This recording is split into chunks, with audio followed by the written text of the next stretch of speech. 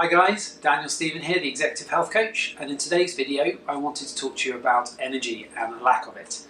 So, me personally, I've struggled with chronic fatigue syndrome since I was around 12 years old. For those of you that don't know, chronic fatigue syndrome is an autoimmune disease that particularly affects our energy levels and chronically feeling fatigued and tired. At its worst, I was bedridden for days and weeks, and the very worst it got was I was almost bedridden for a month.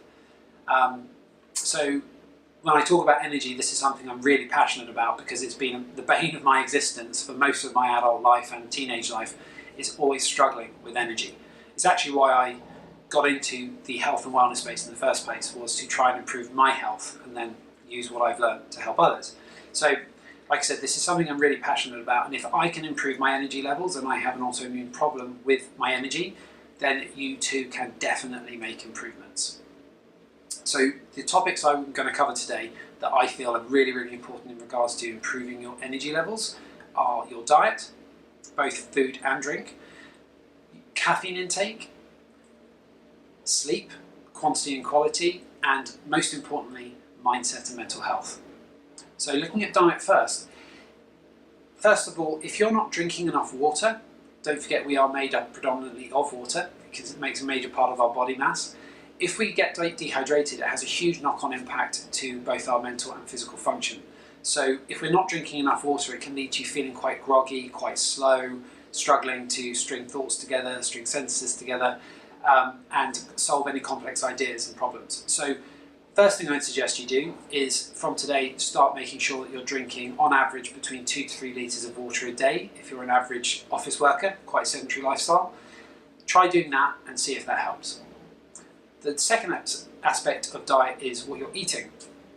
And what a lot of people will find is they overeat carbohydrates, starch carbohydrates, undereat proteins and fats.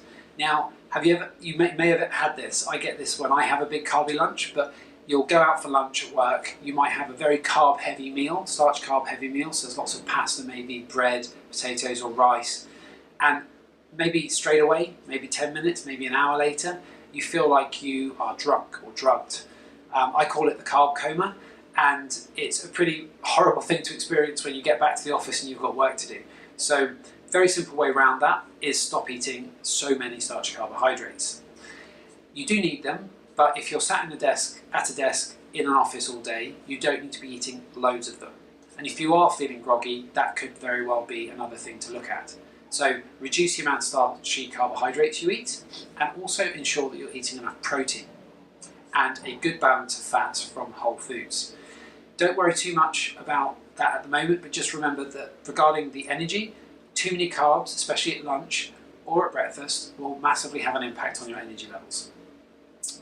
The next thing I mentioned was caffeine. So I'm a huge coffee fan. This is not coming from a place of someone who hates coffee and tea.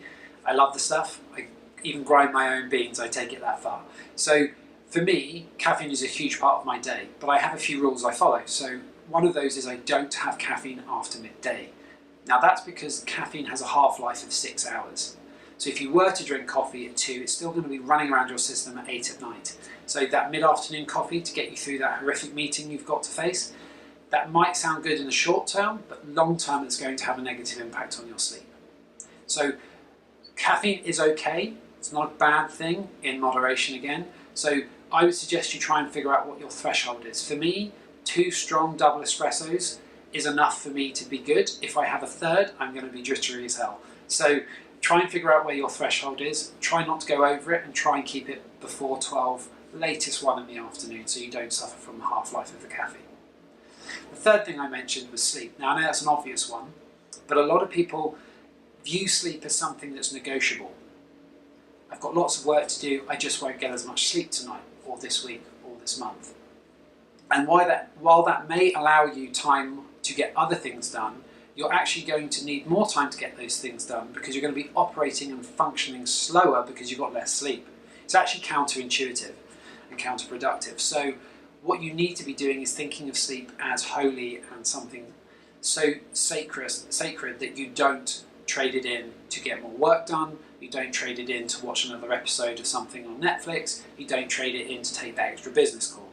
You need your sleep to function optimally the next day.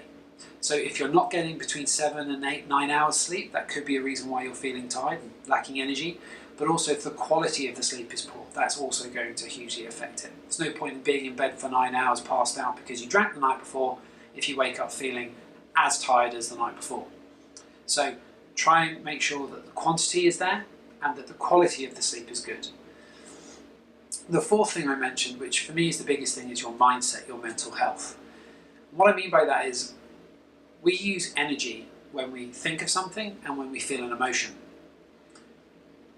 Energy that we have is not infinite, it is a finite resource. So if you're using a lot of energy when you're stressed, when you're worried, when you're unhappy, when you're anxious, when you're angry, frustrated, things that can be quite common emotions for many people, including myself at times, I'm definitely not perfect, that uses up a lot of our energy. So when we are using energy on maintaining a worried and stressed mindset, which I find a lot of executives struggle with because of the responsibilities that they bear, that is using up energy that could be used for you to actually operate better. Now, this isn't a simple fix as drink more water, eat less starchy carbohydrates at lunch. This is a more an ongoing thing that takes a bit of time. But a simple tip is to try and focus on becoming more aware, more self-aware of why you're thinking and feeling how you're thinking and feeling. So next time you get stressed, next time you start worrying, next time you feel anxious, try and catch it at the time and analyse why that is. Remember, worrying, if you can't change the situation, then there's no point in worrying because there's nothing you can do about it. You just need to learn to let that go. Easier said than done, I know. But if you find yourself using a lot of energy for negative emotions and thoughts, that could be another huge source of you feeling completely drained the whole time. On the flip side of that, I'm not a proponent of forcing yourself to think positive. There's a lot of that sometimes on LinkedIn and out there in social media is positive mental attitude. It is good to have a positive frame of mind and a positive outlook, but not if it's forced. If you're having to force it and really shoehorn positivity into your life, then you're not dealing with the issues that are causing you to be feeling not positive and to be feeling negative. So you don't want to be forcing positivity, you want to be trying to find out what's causing you to feel unhappy, stressed, worried, like I said, and try and resolve that, or at least become aware of it, so that when you start doing it, you shift your energy into something else. So if you're struggling with stress, if you're worried, that could be a huge cause of why you're feeling tired. So as a quick recap, diet, proper hydration, 2-3 litres, eating enough protein and fats, and maybe not eating as many starchy carbohydrates could be a big thing to look at.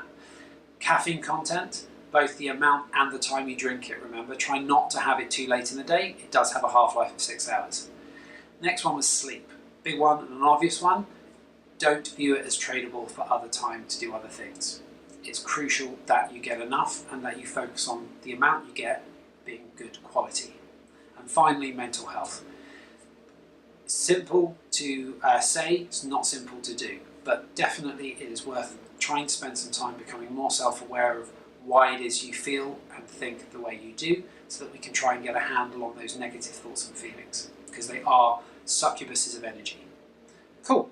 So hopefully you found this video helpful and insightful. If anything has spoken to you or you want to know more, then that's great. Feel free to comment below or to email me. I'm going to leave my email below as well. I'm Daniel Stephen, the Executive Health Coach. It's been a pleasure. Take care, LinkedIn.